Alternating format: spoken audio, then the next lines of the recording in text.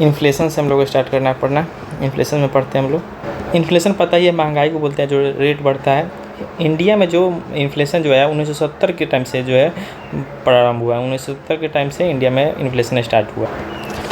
Inflation जो देखते हैं उसके बारे में बहुत प्रकार का इन्फ्लेशन से रिलेटेड टर्म है, उसको हम लोग देखते हैं। सबसे पहले आता है डिसइन्फ्लेशन। डिसइन्फ्लेशन इसको क्या होता है कि इन्फ्लेशन को कंट्रोल करने के लिए लाया जाता है। तो इन्फ्लेशन को कम करने के लिए जाता है डिसइन्फ्लेशन। डिसइन्फ्लेशन लाया जाता है इन्फ्लेशन को कम करने के लिए। तो दूसरा होता है डिफ्लेशन। डिसइन्फ्लेशन डिसइन्फ्लेशन को डिस कर देता है, तो इन्फ्लेशन कंट्रोल होता है डिफ्लेशन। डिफ्लेशन क्या होता है, इसमें क्या होता है कि सप्लाई ज़्यादा होता है, डिमांड कम हो जाता है। ये जो इन्फ्लेशन के बिल्कुल ही उल्टा होता है। इन्फ्लेशन के उल्टा हो जाता है डिफ्लेशन, और इन्फ्लेशन को कंट्रोल करता है डिसइन्फ्लेशन। डिसइन्फ्लेशन कंट्रोल करता है, लेकिन डिफ्लेशन जो है पूरा उल्टा होता है। इसमें क्या होता है कि सप्लाई ज़्यादा होता है, डिमांड कम होता है, इसके कारण प्राइस जो है दाम घटने लगता है। मान लीजिए कि कोई भी चीज़, मान लीजिए कि आज के डेट में प्याज है, प्याज बहुत सारा हो जाएगा लेकिन कोई खरीदने वाला नहीं होता, बिल्कुल ही दाम गिर जाएगा उसका, तो वही प्राइस घट जाता है। कहते हैं रिफ्लेशन। अब डिफ्लेशन बहुत ज़्यादा नहीं होने लगे, इसके लिए रिफ्लेशन आता है। जैसे कि इन्फ्लेशन के लिए डिसइन्फ्लेशन और डिफ्लेशन के लिए रिफ्लेशन। डिफ्लेशन के लिए रिफ्लेशन आता है कि डिफ्लेशन मतलब कि ज़्यादा वो नहीं हो जाए, इन्फ्लेशन कम ना हो जाए, उसके लिए रिफ्लेशन आ जाता है। इसमें वस्तु का मतलब कि जितना भी दाम रहता है उसको दाम को बढ़ाया जाता है कि फिर से जो है इन्फ्लेशन आ पाए। स्टैगफ्लेशन। स्टैगफ्लेशन में क्या होता है, इन्फ्लेशन और अनएम्प्लॉयमेंट दोनों होता है। एक स्टेज पर जाके दोनों के दोनों फंस जाता है, एक स्टेज पर जाके दोनों के दोनों फंस जाता है। तो स्टैगफ्लेशन में जाता है inflation plus unemployment, inflation plus unemployment, इसी को करते हैं हम लोग स्टैगफ्लेशन। कभी कभी ऐसा भी होता है कि किसी सेक्टर में इन्फ्लेशन आने लगता है, किसी सेक्टर में भारी डिफ्लेशन आने लगता है। जब इन्फ्लेशन और डिफ्लेशन दोनों एक साथ काम करे, इन्फ्लेशन और डिफ्लेशन दोनों एक साथ काम करे, उसको हम लोग कहेंगे स्क्यूफ्लेशन। स्क्यू मतलब इसमें फंस गया, स्क्यू हो गया है बिल्कुल, उसको स्क्यूफ्लेशन कहेंगे। इसमें इंडी हो जाता है, इन्फ्लेशन डिफ्लेशन इंडी विंडी हो जाता है, इन्फ्लेशन डिफ्लेशन दोनों ही आ जाता है। तो क्रीपिंग इन्फ्लेशन क्या होता है, बहुत से इन्फ्लेशन में बहुत सारा प्रकार होता है, उसको देखते हैं। क्रीपिंग इन्फ्लेशन हो गया जो विकसित देशों में होता है, इसमें 2 से 3% के करीब इन्फ्लेशन रहता है, उसको क्रीपिंग इन्फ्लेशन कहते हैं, रेंगता हुआ। उसके बाद वॉकिंग इन्फ्लेशन क्या कहते हैं, जब 3 से 10%, जैसे कि विकासशील देश जो होता है, जो भी विकासशील देश होता है उसमें वॉकिंग इन्फ्लेशन होता है। लेकिन ज़्यादातर समय तक वॉकिंग इन्फ्लेशन रहा तो फिर जाके वहाँ पे जो है बहुत ज़्यादा दिक्कत का समय स्टैगफ्लेशन की तरफ बढ़ने लगता है। तो क्रीपिंग इन्फ्लेशन विकसित देशों के लिए वॉकिंग, क्रीपिंग मतलब रेंगना, वॉकिंग मतलब थोड़ा चलने टहलने टाइप। मतलब गैलोपिंग, गैलोपिंग मतलब बहुत ही ज़्यादा बढ़ जाना, जो मतलब कि 20% के करीब हो जाएगा। उसमें बिल्कुल ही प्रोडक्शन नहीं होगा, उत्पादन नहीं होगा। जब 20% के करीब या फिर से अधिक हो जाएगा तो गैलोपिंग हो जाएगा। उसके बाद हाइपर। हाइपर में क्या होगा, 3 अंक में 3 डिजिट में पहुंच जाएगा तो समझ लीजिए हाइपर हो गया। इसमें अर्थव्यवस्था लगभग तबाह हो जाता है। इसे 1920 में जर्मनी में, 2000 में जिम्बाब्वे में, और कोरोना के पहले 2016-17 में वेनेजुएला में आया था। 2000 में जिम्बाब्वे में, 1920 में जर्मनी में, और 2016-17 में वेनेजुएला में। इसको कैसे हम लोग याद रखते हैं, सबसे पहले क्रीपिंग हो गया, वॉकिंग हो गया, उसका गैलोपिंग हो गया, उसका हाइपर हो गया। कोर इन्फ्लेशन, ये एक्सटेन के द्वारा 1981 में लाया गया। एक्सटेन के द्वारा 1981 में लाया गया। इनका कहना था कि मान लीजिए आपके अगर देश में वॉकिंग इन्फ्लेशन हो भी रहा है तो कैसे पता चलेगा वो बढ़िया वाला हो रहा है या ख़राब वाला हो रहा है। जैसे कि देखिए, जब लगातार जनसंख्या बढ़ रहा है, इंडस्ट्री नया नया लग रहा है, नया शहर बन रहा है, नया नया कुछ निर्माण हो रहा है, तब जो वहाँ पे इन्फ्लेशन होगा उसको स्थायी मुद्रास्फीति यानी स्थायी इन्फ्लेशन कहेंगे। लेकिन मान लीजिए कोई ऐसा हुआ कि आपके देश में पूरा बहुत बड़का भूकंप आ गया, सुखाड़ पड़ गया, खराब मानसून हो गया ऐसा, या फिर सरकार बढ़िया नीति नहीं बनाए, उसके कारण अगर इन्फ्लेशन आया तो उसको हम अस्थायी कहेंगे। इसमें तो घाटा होता है ना, लेकिन इसमें भी तो मान लीजिए इन्फ्लेशन उसी रेट से कहीं बढ़ा, तो ये सब हो तो बढ़िया है। अस्थायी में इसको कोर इन्फ्लेशन में रखा जाता है। कोर इन्फ्लेशन एक्सटेंड लाए 1981 में, इसमें 2 बातें, दोनों को समझ लिए। कह रहा है जब किसी उत्पाद की कीमत में कमी ना हो परंतु उसकी मात्रा या गुणवत्ता में कमी हो जाए, उसी को हम लोग हिडन इन्फ्लेशन करते हैं। जैसे 3 रुपये वाला पार्ले जी क्या हुआ, पहले 3 रुपये का पार्ले जी इतना बड़ा था, उसके बाद थोड़ा छोटा किया, थोड़ा छोटा किया, थोड़ा छोटा कर दिया, छोटा करते गया, लेकिन दाम जो है 3 रुपये रहा। इसको आपको हिडन इन्फ्लेशन में रखा जाता है। उसके बाद आता है स्ट्रक्चर इन्फ्लेशन है। स्ट्रक्चर इन्फ्लेशन में देखते हैं, इसको दिया गया गुनार मिर्डल और पॉल स्ट्रीटेन के द्वारा। इसको लाए हैं गुनार मिर्डल और पॉल स्ट्रीटेन। गुनार मिर्डल पॉल स्ट्रीटेन लाए।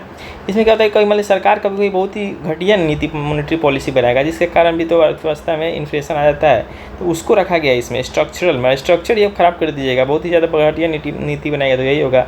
गुनार मिर्डल पॉल स्ट्रीटेन के द्वारा लाया गया। मतलब सस्टेनेबल इन्फ्लेशन ये होता है कि मतलब कि बढ़िया, मतलब कि नागरिकों को कीमत बढ़ने से कोई खास जो है इसमें दिक्कत नहीं होता है। विकासशील जो देश होता है उसमें 5 से 6% का इन्फ्लेशन जो है वो सही माना जाता है। विकसित देशों में 2 से 3% के करीब। इंडिया में जो सबसे बड़ी इन्फ्लेशन का जो शुरुआत हुआ 1970 के दशक से शुरुआत हुआ। 1985 में एक चक्रवर्ती समिति बना, उसने 4% इन्फ्लेशन को एक्सेप्ट किया। चक्रवर्ती समिति 1985 में बना, वो 4% को स्वीकारा, 4% इन्फ्लेशन को। एक तारपुर कमेटी बना 1997-98 से 1999-2000 में, वो 5% को एक्सेप्ट किया। पहले 85 में हुआ 4%, 97-98 में तारपुर समिति में हुआ 5% को माना गया। जबकि सरकार जो वो है 4 से 6% इन्फ्लेशन को एक्सेप्ट करता है। 4 से 6% के बीच में होना चाहिए इंडिया का विकास दर। जून 2003 के बाद आरबीआई जो है वो 5% को एक्सेप्ट किया है। 4 से 5% जो इन्फ्लेशन होता है उसको मतलब कि हेल्दी बनाया गया है। जनरली समझिए कि 4 से लेकर 6 के बीच में। 4 जून 1985 में चक्रवर्ती समिति लाया, तारपुर समिति 5% लाया, सरकार बोला 4 से 6 के बीच में, आरबीआई बोला 5, तो भाई 4 से 6 के बीच में हो तो सही रहेगा।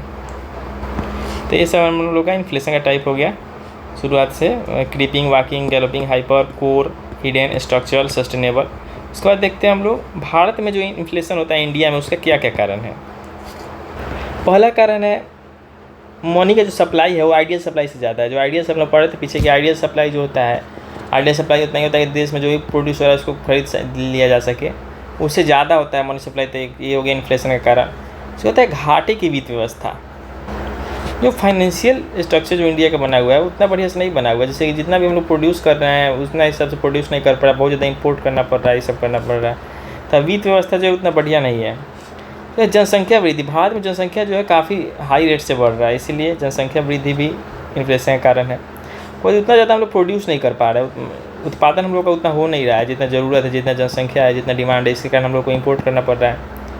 उसके बाद आता है एक्सपेंशन ऑफ क्रेडिट, मतलब कि लोगों को लोन जो है बहुत आसानी से मिल जा रहा है, जिसके कारण क्या हो रहा है कि लोग लोन लेकर डिफ़ॉल्ट हो जा रहा है, जिसके कारण कि लोग उसका देन है कि सब बाकी लोगों को महंगाई झेलना पड़ रहा है। पता है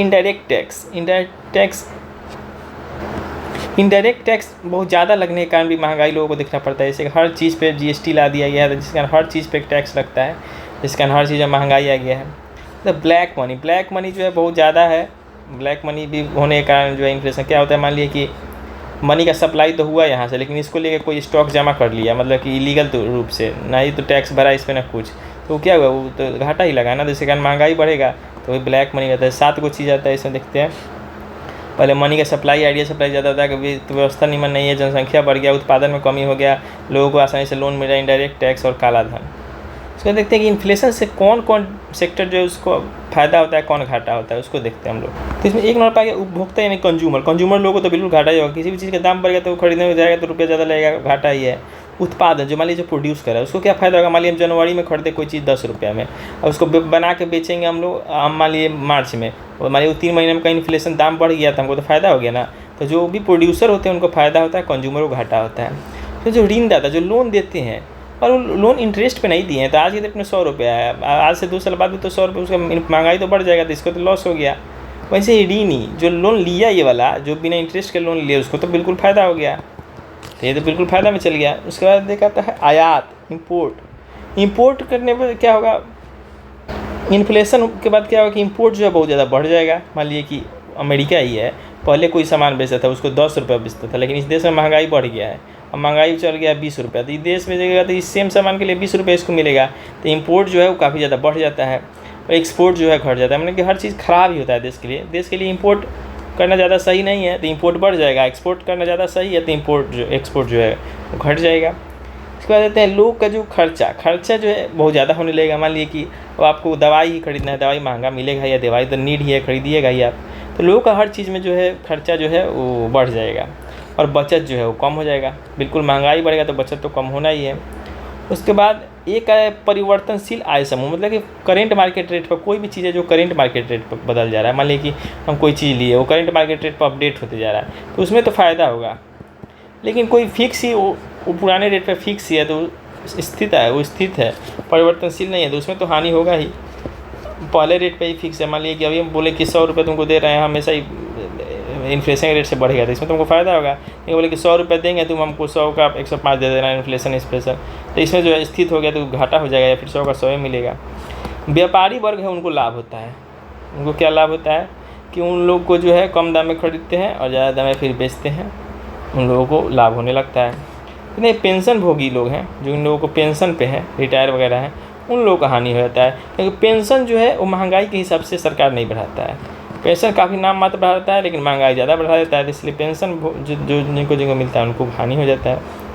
इसको डिबेंचर के रूप में संपत्ति धारक जो डिबेंचर हैं, अब महंगाई के कारण क्या होगा कि उन लोग जो भी मतलब कि एक स्टॉक को लिए हुए हैं या फिर जो शेयर वाले होते हैं, वो डिबेंचर जनरली भी इतना ही समझते हैं कि डिबेंचर लोगों को हानि होता है। इसको ऐसे याद भी रख सकते हैं, डिबेंचर लोगों को हानि होगा।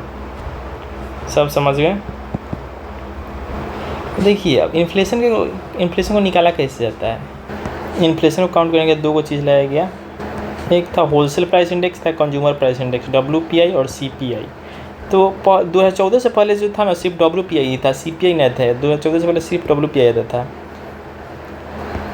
देखिए तो जो WPI जो है उसका जो वाणिज्य और उद्योग मंत्रालय करता है, तो WPI उसका गणना सिर्फ वाणिज्य और उद्योग मंत्रालय करता है। जो CPI आता है उसका जो गणना जो है CSO करता है, केंद्रीय सांख्यिकी आयोग है, वो जो सेंट्रल स्टैटिस्टिकल ऑर्गेनाइजेशन वो करता है। अभी जो इन्फ्लेशन निकालने के जो आधार वर्ष है, आधार वर्ष जो है 2011-12 है। आधार वर्ष का जो सूचकांक होता है वो 100 माना जाता है। पहले तो हम लोग पढ़ते हैं W होलसेल प्राइस इंडेक्स के बारे में पढ़ते हैं। पहले जो है अभी जो मासिक स्तर पर होता है, प्रत्येक महीने इसका जो रिपोर्ट आता है, पहले जो है साप्ताहिक स्तर पर होता था। सबसे पहला जो थोक मूल्य है WPI जो है 10 जनवरी 1942 को आया था। इसका आधार वर्ष 1939 था। सबसे पहले 10 जनवरी 1942 को, जिसका आधार वर्ष 1939 था। अभी जो आधार वर्ष 2011-12 है, इसका जो WPI है इसका आधार वर्ष में 7 बार संशोधन हो चुका है। अभी तक टोटल 7 बार इसमें संशोधन हो चुका है। और इसमें जो अभी टोटल 697 वस्तु को शामिल किया गया। WPI में टोटल 697 वस्तु को शामिल किया गया है। इसमें से प्राथमिक वस्तु जो है 117 गो है, फ्यूल और एनर्जी जो है 16 गो है, मैन्युफैक्चरिंग में जो है 564 गो है। 117, 16, 564, 117, 16 प्राइमरी, फ्यूल एनर्जी, उसके बाद मैन्युफैक्चरिंग, परसेंटेज ऐसे निकाल सकते हैं। WPI को हम लोग इसको हेडलाइन मुद्रास्फीति कहता है कि जब भी इसका जो नया रिपोर्ट आता है वो पेपर में हेडलाइन में आता है, इसको हेडलाइन मुद्रास्फीति भी कहा जाता है, हेडलाइन इन्फ्लेशन। उसके बाद हम लोग देखते हैं CPI को, देखते हैं कंज्यूमर प्राइस इंडेक्स को देखते हैं। इसमें जो है 1 नंबर पर आता है, इसको 4 भाग में बांटा गया है। 1 नंबर पर आता है इंडस्ट्रियल CPI। इंडस्ट्रियल CPI में क्या होता है, इसका आधार वर्ष 2001 है। इसमें 370, जैसे यहाँ पे 697 था ना, 697, 117, 16, 564, यहाँ पे 370 जो है वस्तु और सेवा को शामिल किया गया है। इसमें जितने भी सरकारी कर्मचारी हैं उनका महंगाई भत्ता इसी से डिसाइड किया जाता है, कितना उन लोगों का महंगाई भत्ता होगा, जितने भी सरकारी कर्मचारी होते हैं। लेकिन बैंक और दूतावास के कर्मचारी को छोड़कर, बैंक और दूतावास जो है वो खुद पे डिपेंड करता है। बैंक, हालांकि दूतावास को तो सरकार दे ही देता है, लेकिन बैंक के कर्मचारी को बैंक ही देखता है कितना उसको महंगाई भत्ता देना है। बाकी लोगों को इंडस्ट्रियल CPI से पता चलता है। तो अर्बन नॉन मैनुअल जो होते हैं, ये जो पहले होता है 2008 से इसको बंद कर दिया गया। जैसे इंडिया में मान लिया बाहरी जो विदेशी कंपनियां उनके कर्मचारी के लिए किया जाता था, अर्बन नॉन मैनुअल इसको बंद कर दिया गया है। तो एग्रीकल्चरल लेबर होते हैं, उनके आधार वर्ष 1986-87 के तहत इसमें 260 मद शामिल है। ये खेतिहर मजदूरों को न्यूनतम मजदूरी के लिए है एग्रीकल्चरल लेबर। उसको कहते हैं ग्रामीण मजदूर, रूरल लेबर। इससे जैसे कि बिल्कुल ये था वैसे ही ये भी है, सेम है ग्रामीण मजदूर वाला भी।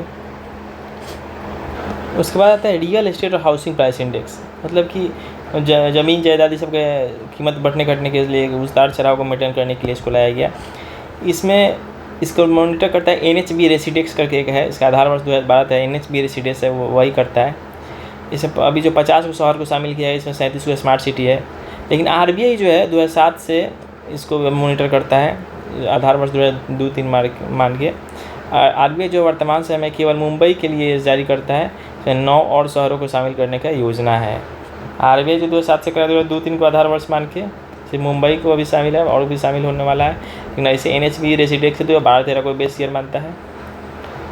बेस इफेक्ट जो होता है उसको निकाला जाता है पिछले साल कितना महंगाई था उसको निकालने के लिए। जैसे कि वर्तमान महंगाई होगा तो पिछले साल जो महंगाई था उसको निकालने के लिए क्या इसका फार्मूला क्या है कि जो अभी का जो सूचकांक है उसको पिछले साल के सूचकांक से घटा के पिछले साल के सूचकांक से डिवाइड करके गुणे 100 कर दीजिए, तो इससे पता चलेगा पिछले साल से अभी कितना ज़्यादा महंगाई आया है।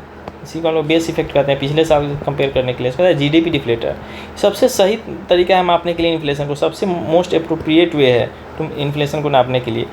इसमें क्या होता है कि इसमें आता है करेंट जो जीडीपी होता है उसको हम लोग जो स्थिर जीडीपी है जो बेस ईयर वाला उसे डिवाइड करके हम लोग निकालते हैं। इससे सही एक बढ़िया आंकड़ा मिलता है। इसका आंकड़ा जो है CA जो है प्रत्येक तिमाही 2 महीने के विलम्ब से जारी करता है। और ये जो सबसे सही तरीका है, इसमें चालू कीमत पर जो जीडीपी है उसको स्थिर कीमत पर जीडीपी से डिवाइड करेंगे। उसके बाद आता है गोल्डीलॉक्स इकॉनमी। गोल्डीलॉक्स इकॉनमी किसको कहते हैं? इसमें जो सब कुछ परफेक्ट है और आइडियल वे है, जैसा कि होना चाहिए बिल्कुल वैसा ही है। उसके बाद देखते हैं इन्फ्लेशन को कंट्रोल करने के लिए जो 3 गो तरीका अपनाया जाता है उसको हम लोग 3 तरीके। सबसे ज़्यादा मॉनेटरी पॉलिसी, मतलब कि नया नोट जो छापने है उस पर बिल्कुल ही एकदम स्ट्रिक्ट रेस्ट्रिक्शन लगा दिया जाता है कि एकदम छापना ही है। उसके बाद दूसरा नंबर पता है कि बिल्कुल ही लोन नहीं देना है, जिसके कारण कि क्या होगा कि बैंक का रेट बढ़ जाएगा, मिनिमम कैश रिजर्व बढ़ जाएगा, लेकिन लोन देना ही नहीं है। पहला कि मॉनेटरी पॉलिसी हो गया, मतलब कि स्ट्रिक्ट रेस्ट्रिक्शन लगाना है, नया मनी इशू कर ले। उसके बाद प्रोवाइडिंग लोन को बिल्कुल ही सब देना बंद कर देना है। उसके बाद बहुत ही खतरनाक अवस्था आ जाए तो डिमोनेटाइजेशन करना है, तो लोन देना बंद करना है, डिमोनेटाइजेशन करना है और उस पर नया मनी इशू जो है बिल्कुल बंद कर देना है। ये जो है मॉनेटरी पॉलिसी में, मॉनेटरी पॉलिसी में ये 3 गो हो गया। नया मनी इशू नहीं करना है, लोन नहीं देना है, इसके कारण कि बैंक जो अपना रिजर्व मिनिमम कैश बैलेंस सब बढ़ाए, रेट बैंक बढ़ाए, टैक्स रेट बढ़ाए। उसके बाद जो है डिमोनेटाइजेशन कर देना, बहुत खतरनाक अवस्था है। उसके बाद आता है फिस्कल पॉलिसी। फिस्कल पॉलिसी मतलब सरकार पर ये सब जिम्मा आ गया फिस्कल पॉलिसी का, जैसे कि जो जितना भी पब्लिक जो खर्चा हो रहा है उसको थोड़ा कम करे। उसके बाद लोगों से सरकार जो है उधार लेगा, टैक्स रेट बढ़ा देगा, नया डायरेक्ट टैक्स लाएगा, ऐसा बजट लाएगा जिसमें कि सरकार का जो खर्चा जो है वो सरकार के इनकम से कम हो। इसको फिस्कल पॉलिसी में क्या किया गया, सरकार जो है पब्लिक खर्चा कम कर दे, लोगों से उधार ले, टैक्स रेट बढ़ा दे, नया डायरेक्ट टैक्स वगैरह, सरप्लस बजट लाए। सरप्लस बजट में क्या होता है कि इसमें सरकार की इनकम से खर्चा जो है वो कम होता है। उसके बाद एडमिनिस्ट्रेटिव हम लोग पॉलिसी क्या क्या अपना सकते हैं, 3 को पॉलिसी, मॉनेटरी, फिस्कल और एडमिनिस्ट्रेटिव पॉलिसी में आता है। वैसे चीज़ को सरकार को सपोर्ट करना, जिसमें देखना सरकार को दिख रहा हो कि बैक्स इसका दाम बढ़ने वाला है, अपना उसको पता करके उसका प्रोडक्शन को बढ़ाना हो। जैसे निर्धन लोगों की आवश्यकता है वस्तु है उचित कीमत दुकानों द्वारा बांटी जानी चाहिए। जैसे मान लीजिए बहुत जो गरीब लोग हैं उन लोगों को जो ज़रूरत की चीज़ है वो थोड़ा एक ठीक ठाक रेट पर मिलने लगे। और जो जमाखोरी होता है उसको बंद करे, कोई जमाखोरी करने के कारण भी दाम बढ़ जाता है उसको भी सरकार जो है कंट्रोल में करे। तो सरकार को जो है सेविंग्स को बढ़ाना देना चाहिए, जैसे कि उसमें बहुत सारे स्कीम लगे जिससे लोग जो है अपने रुपये जो है सेविंग की तरफ डालने लगे। तो सेविंग जैसे पोस्ट ऑफिस में लाया जाता था पहले ये सब। और उसके बाद सरकार को जो है सरकार को ऐसे मजदूर नीति अपनाना चाहिए जिससे कि इन्फ्लेशन को प्रोत्साहन ना मिले। फिर ट्रेड साइकिल देखते हैं हम लोग। ट्रेड साइकिल में क्या होता है, जैसे गुड बिजनेस पीरियड में क्या होता है, इन्फ्लेशन बढ़ता है, महंगाई बेरोजगारी घटता है। और बैड बिजनेस पीरियड में अनएम्प्लॉयमेंट भी बढ़ेगा और इन्फ्लेशन भी बढ़ेगा। इसको कहते हैं good business period, bad business period के बीच में जो है एक साइकिल चलते रहता है। उसको हम लोग देखते हैं। तो सबसे पहले आता है पीक आता है। इसमें क्या होता है कि डिमांड ज़्यादा होता है, सप्लाई कम होता है, एकदम बिल्कुल ही पीक पे चलता है। डिमांड ज़्यादा होता है, सप्लाई कम। उसका स्लो डाउन आता है। स्लो डाउन में क्या होता है कि सप्लाई ज़्यादा होता है, डिमांड कम हो जाता है। उसके बाद मंदी आ जाता है। मंदी में क्या होता है कि इसमें डिमांड जो है बहुत ही ज़्यादा घट जाता है। जो भी प्रोड्यूसर वर्ग होता है उनको बहुत ज़्यादा हानि होने लगता है, कर्मचारियों को निकाले जाने लगता है कंपनी से, नया निवेश जो है रुक जाता है, जो शेयर इन मार्केट है वो पूरा लुढ़कने लगता है। मतलब कि अगर जनरली समझिए अगर कोई देश जो है लगातार 2 क्वार्टर तक अगर निगेटिव में रहा तो उस देश को माना जाए कि वो मंदी की चपेट में आ चुका है। 2 क्वार्टर तक अगर निगेटिव में रहा तो मंदी की चपेट में आ जाता है। तो चलो पीक आता है, पीक के बाद हो गया स्लो डाउन के बाद आ जाएगा रिसेशन। मतलब ट्रॉफ मतलब होता है गर्त में, बेड़ा गर्त कर दिया तुम। इसको मतलब कि इसमें बहुत सारा ऐसा तरीका अपनाना पड़ता है जिससे जो है लोगों में डिमांड बढ़े। जैसे कि पीक का स्लो डाउन, उसके बाद रिसेशन, उसके बाद ट्रॉफ आ गया, उसके बाद रिकवरी। इसमें क्या होगा कि डिमांड धीरे धीरे बढ़ेगा, प्रोडक्शन बढ़ेगा, एम्प्लॉयमेंट बढ़ेगा। उसके बाद आता है बूम। इसमें काफ़ी ज़्यादा डिमांड होगा, बहुत ही कम बेरोजगारी होगा, बेरोजगारी बहुत कम होगा, डिमांड काफ़ी ज़्यादा होगा। जैसे peak, slow down, recession, ट्रॉफ, recovery, boom. TSR TSRB 6 होता है, सबसे पहले ध्यान रखना होगा। Peak, slow down, recession, ट्रॉफ, recovery, boom. Peak, slow down, recession, ट्रॉफ, recovery, boom. ये हो गया। उसके बाद हम लोग देखते हैं महत्वपूर्ण जो सिद्धांत आया था, महत्वपूर्ण जो इम्पोर्टेंट था उसको देखते हैं। फिलिप्स जो है न्यूजीलैंड के एक प्रसिद्ध बहुत ज़्यादा अर्थशास्त्री थे। इन्होंने बोले कि इन्वर्स रिलेशन होता है बेरोजगारी और महंगाई में। बेरोजगारी और महंगाई में जो है एक इन्वर्स रिलेशन होता है, फिलिप्स कर्व का कहना था। कहते हैं laissez faire policy, laissez faire policy को अहस्तक्षेप की नीति कहा था, अहस्तक्षेप की नीति जो एडम स्मिथ का था। एडम स्मिथ बोले कि कैपिटल इकोनॉमिक्स का जो इसका इन्होंने सपोर्ट किया, कैपिटल इकोनॉमी जो था उसको सपोर्ट किया। उसमें बोले सरकार जो है वो अर्थशास्त्र में बिल्कुल हस्तक्षेप नहीं करना चाहिए, इसका बोले कि फाइनली इवेंचुअली जाके लोगों को फ़ायदा ही देगा। इसी को इन्होंने अहस्तक्षेप की नीति बोला एडम स्मिथ ने। इसी को laces fair policy, laces fair policy से कहा जाता है। उसके बाद आते हैं किन्जियन पंप, किन्जियन पंप आते हैं। किन्जियन पंप ये कब है, माने कि इसी पॉलिसी को फॉलो करते हुए क्या हुआ, अमेरिका में 1929 में जो बहुत बड़ा जो है रिसेशन आ गया। रिसेशन आने के बाद क्या हुआ कि वहाँ का जितना भी था वो मंदी में चला गया। उसके बाद वहाँ पे जो है सप्लाई बहुत था, लोगों का डिमांड ही ख़त्म हो गया। सप्लाई बहुत ज़्यादा था, डिमांड ही ख़त्म हो गया। तो उसके बाद इन्होंने ब्रिटिश अर्थशास्त्री जॉन मेनर्ड किन्स को बुलाया गया, इसका उपाय बताने लगे। उन्होंने जो उपाय बताया उसी को कहा था किन्जियन पंप प्राइमिंग, किन्जियन पंप प्राइमिंग। इसके हटाने के लिए उन्होंने सरकार को बोला कि घाटे का बजट बनाइए, घाटे का बजट बनाइए, और घाटे का बजट बनाकर जो है इसको ख़त्म किया जा सकता है। उसके बाद आता है कि डबल डिप्रिसिएशन। इसमें क्या होता है कि हमारे रिसेशन में चल रहा था, रिसेशन में चल जाता है, एक बैग से इकोनॉमी जो है बूम करी है, एक बैग से एकदम इकोनॉमी बहुत बड़ा 1 से 2 क्वार्टर बहुत ही बड़ा रह जाए, फिर से आगे रिसेशन आ गया। इसी को कहते हैं डबल डिप्रिसिएशन, इसको डबल डिप्रिसिएशन कहते हैं। ये जो है वो बहुत ही रिसेशन से भी ज़्यादा खतरनाक होता है, इसका दुष्प्रभाव जो होता है रिसेशन से भी ज़्यादा होता है डबल डिप का। तो ओकुन्स लॉ, ओकुन जो है इकोनॉमिस्ट थे, उन्होंने बताया कि अगर बेरोजगारी में 1% का वृद्धि होगा तो जीडीपी 2% कम होगा। अब लेकिन वाइस वर्सा नहीं है, इसको ध्यान रखना। बेरोजगारी 1% से बढ़ेगा तो जीडीपी 2% से घटेगा, लेकिन अगर जीडीपी 2.5% से घटेगा तो बेरोजगारी जो है 1% से बढ़ेगा। इसको वाइस वर्सा, 1 से 2 लेकिन 2.5 से 1, 1 से 2 लेकिन 2 से 1 नहीं, 1 से 2 लेकिन 2.5 से 1। ठीक है, ऐसे याद रखना है। डबल डिप हो गया, किन्जियन पंप हो गया, लेसेस फेयर हस्तक्षेप की नीति वाला हो गया एडम स्मिथ के द्वारा। चैप्टर कंप्लीट हो गया। नेक्स्ट में क्वेश्चंस को करेंगे।